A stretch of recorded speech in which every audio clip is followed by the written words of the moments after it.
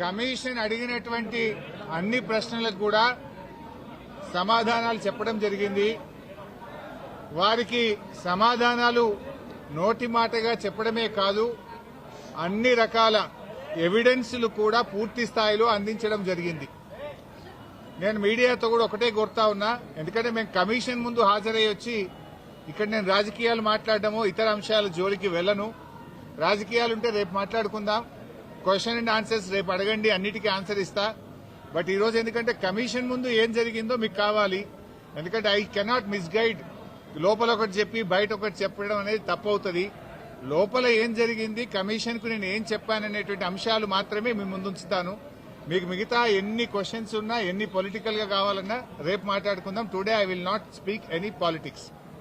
ముఖ్యంగా మొట్టమొదలు తమ్మిడిహట్టి నుంచి మేడిగడ్డకు ఎందుకు మార్చారు అనే దాని మీద చాలాసేపు డిస్కషన్ జరిగింది.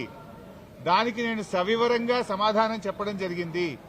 ముఖ్యంగా కొత్తగా ఏర్పడ్డ తెలంగాణ ప్రభుత్వం తమ్మిడిహట్టి దగ్గరే దాన్ని కట్టడానికి అన్ని రకాల ప్రయత్నం చేశాము.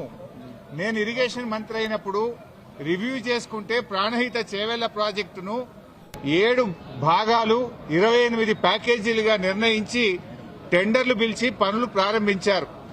హెడ్ దగ్గర పని స్టార్ట్ చేయకుండా తోకల దగ్గర పని స్టార్ట్ చేసిండ్రు. ఎక్కడైతే నీళ్లు డ్రా చేయాలో, ఎక్కడైతే తమ్మిడిహట్టి దగ్గర నుంచి నీళ్లు తేవాలో అక్కడ నుంచి పని ప్రారంభించకుండా ఎక్కడెక్కడో కాలువలు టన్నెలు తవ్వారు. సో నేను ఇరిగేషన్ మంత్రి అయిన తర్వాత రివ్యూ చేసి, మరి ఈ ప్రాజెక్టులో ఆల్రెడీ ఖర్చు జరిగింది కదా, దీన్ని కొనసాగించాలని అప్పటి మహారాష్ట్ర కాంగ్రెస్ ప్రభుత్వానికి మేము కన్సల్ట్ చేశాం. హసన్ మిష్రిఫ్ గారు కర్ణాటక ఇరిగేషన్ మినిస్టర్ గా ఉంటే ఆయన దగ్గరికి ప్రభుత్వం ఏర్పడ్డ నెల రోజులకే వెళ్లి, మీరు దయచేసి మాకు అనుమతి ఇవ్వండి, మేము ఇక్కడే మహారాష్ట్ర ప్రభుత్వానికి మేము కోరాం, దయచేసి మాకు అనుమతి ఇవ్వండి, మేము మా వాళ్ళు మాకంటే ముందున్న ప్రభుత్వం మరి తమ్మిడిహట్టిని నిర్ణయించుకొని ఆల్రెడీ పనులు ప్రారంభించారు, 28 ప్యాకేజీలకు టెండర్లు పిలిచారు, మమ్మల్ని ఇక్కడ కట్టుకోవడానికి అనుమతి ఇవ్వండి అని అప్పటి మహారాష్ట్ర కాంగ్రెస్ మంత్రి, నీటిపారుదల శాఖ మంత్రి హసన్ మిష్రిఫ్ గారిని కోరాం. ఆ మినిట్స్ ఆఫ్ ద మీటింగ్ కూడా కమిషన్ కి అందించాను. ఆనాడు ఇరిగేషన్ మంత్రిగా ఉన్నటువంటి మిష్రిఫ్ గారు చాలా స్పష్టంగా ఏం చెప్పిందంటే, మేము 7 ఏళ్లుగా ఇక్కడ కట్టడానికి ఒప్పుకోలేదు, మా రాష్ట్రంలో ధర్నాలు ఉద్యమాలు జరుగుతా ఉన్నాయి, మేము 152 మీటర్ల దగ్గర ఒప్పుకోలేము, ఈ విషయం మీద మా ముఖ్యమంత్రి పృథ్వీరాజ్ చౌహాన్ గారు మీ ముఖ్యమంత్రి కిరణ్ కుమార్ రెడ్డికి ఇప్పటికే లేఖ రాశారు అని ఆ లేఖ నాకు అందించారు. ఆ లేఖని ఇప్పుడు కమిషన్ దృష్టికి తీసుకుపోయాను నేను. ఆ లేఖలో ఏముందంటే, మీకు మీరుగా నిర్ణయించుకొని పనులు ప్రారంభిస్తే మీరు చేసే ఖర్చు, మీరు చేసే డబ్బు ఏదైతే ఖర్చు చేస్తుందో అదంతా వృధాగా మారే అవకాశం ఉంది అని పృథ్వీరాజ్ చౌహాన్ గారు మన రాష్ట్ర ముఖ్యమంత్రికి రాసిన లేఖను ఆనాటి కాంగ్రెస్ మంత్రి నాకు ఇచ్చారు. అంటే మీరు ఇట్లా పోతున్నారు, తప్పు అనే విషయం, ఆ విషయం కూడా కమిషన్ దృష్టికి తీసుకుపోయాం. ఎట్ ద సేమ్ టైం ఒక 5-6 మీటింగ్లు జరిగినాయి మహారాష్ట్ర తెలంగాణ మధ్య. 5-6 మీటింగ్లు మినిస్టర్ లెవెల్లో, ఇంజనీర్ల లెవెల్లో, ఫైనల్ గా ముఖ్యమంత్రి కేసీఆర్ గారు స్వయంగా మహారాష్ట్రకు వచ్చి మహారాష్ట్ర ముఖ్యమంత్రి ఫడ్నవీస్ గారితో జరిగిన చర్చల మొత్తం సారాంశాన్ని వారికి చెప్పే ప్రయత్నం చేశాం. ఎందుకంటే అనేక ప్రయత్నాలు చేశాం. మహారాష్ట్రలో కాంగ్రెస్ ప్రభుత్వంపై బీజేపీ ప్రభుత్వం వచ్చింది. అప్పుడు గిరీష్ మహాజన్ గారు నీటిపారుదల శాఖ మంత్రిగా ఉంటే 2015 జనవరిలో నేను వెళ్లి గిరీష్ మహాజన్ గారిని కూడా, మీరు ఎంత నష్టపరిహారం అడిగినా ఇస్తాము, దయచేసి మాకు ఉద్యమాల్లో నుంచి వచ్చిన ప్రభుత్వం, నీళ్ల కోసమే తెలంగాణ ఉద్యమం జరిగింది, నీళ్లే మాకు జీవాధారం, మాకు తమ్మిడిహట్టి దగ్గర అనుమతించండి అని గిరీష్ మహాజన్ గారిని కూడా కోరాం.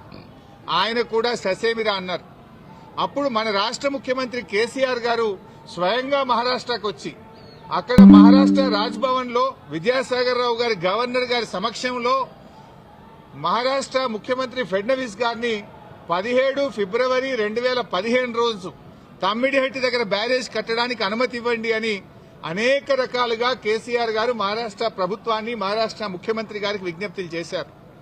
అయినా వారు ససేమిరా అన్నారు. ఫడ్నవీస్ గారు మాట్లాడుతూ, మాకంటే ముందు 7 ఏళ్లు కాంగ్రెస్ ప్రభుత్వం ఉండే, 7 ఏళ్లు కాంగ్రెస్ ప్రభుత్వం తమ్మిడిహట్టి దగ్గర ఒప్పుకోనప్పుడు ఇవాళ నేను బీజేపీ గవర్నమెంట్ ఆ రోజు తమ్మిడిహట్టి దగ్గర కట్టొద్దని నేనే ధర్నాలు చేసినా, పోరాటాలు చేసినా. ఇవాళ నేనెట్లా ఒప్పుకుంటా? రాజకీయంగా అది ఎట్లా సాధ్యమైతుంది? ఒప్పుకునే ప్రశ్నే లేదని ఆ రోజు కరాఖండిగా మహారాష్ట్ర ముఖ్యమంత్రి గారు కేసీఆర్ గారికి చెప్పారు. అంటే 7 ఏళ్లు మహారాష్ట్రలో కాంగ్రెస్, ఢిల్లీలో కాంగ్రెస్, మన దగ్గర కాంగ్రెస్, 3 చోట్ల కాంగ్రెస్ ప్రభుత్వం ఉన్నా తమ్మిడిహట్టి దగ్గర బ్యారేజీలకు ఒప్పించడంలో, అగ్రిమెంట్ చేయడంలో, పనులు చేయడంలో ఆనాటి కాంగ్రెస్ ప్రభుత్వం పూర్తిగా ఫెయిల్ అయింది. నాటి కాంగ్రెస్ ప్రభుత్వంలో ఉత్తమ్ కుమార్ రెడ్డి, కోమటిరెడ్డి వెంకటరెడ్డి, శ్రీధర్ బాబు వీళ్లే తెలంగాణ ప్రాంతం నుంచి మంత్రులుగా ఉన్నారు. మీరు పట్టించుకోలే, 7 ఏళ్లు మీరు చేయలే. బట్ అయినా మేము అన్ని రకాలుగా ప్రయత్నం చేశాం.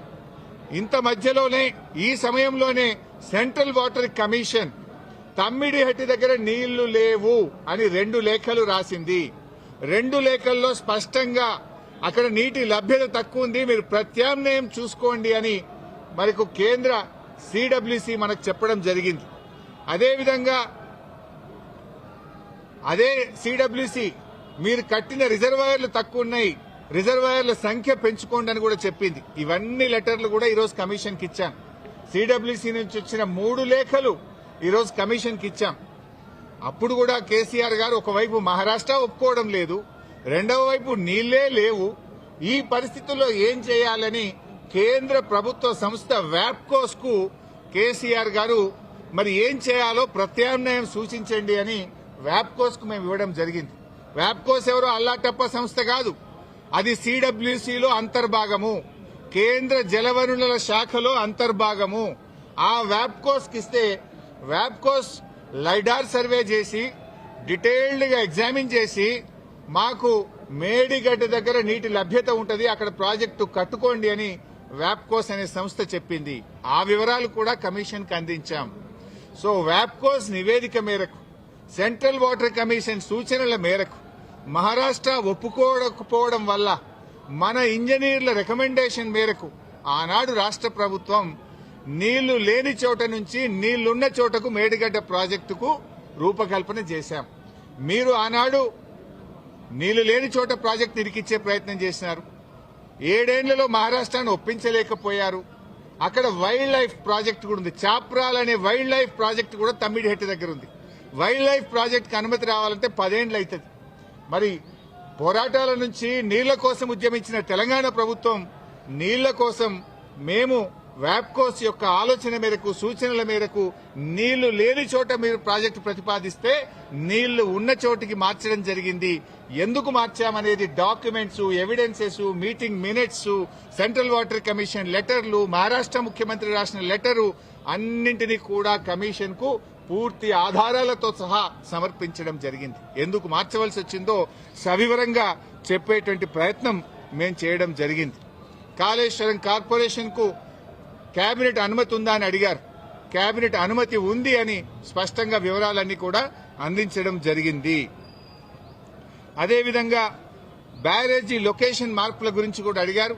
అన్నారం, సుందిళ్ల గురించి అది ప్యూర్లీ టెక్నికల్ డెసిషన్. ఇంజనీర్లు డీటెయిల్డ్ సర్వే ఆధారంగా దేశంలో అనేక ప్రాజెక్టులకు కూడా ఈ రకంగా మారుతుంటాయి. మన నాగార్జున సాగర్ కూడా మారింది, ఎస్ఆర్ఎస్పీ ప్రాజెక్టు కూడా మారింది.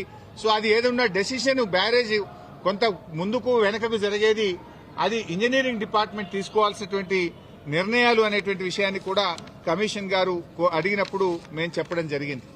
మొత్తంగా ఈ ప్రాజెక్టులో రిజర్వాయర్ల కెపాసిటీ ఎంత, నీటి నిల్వ సామర్థ్యం ఎంత ఉంది అని అడిగితే 141 టీఎంసీల సామర్థ్యం ఉందని చెప్పి కూడా మేము వారికి చెప్పడం జరిగింది. అదేవిధంగా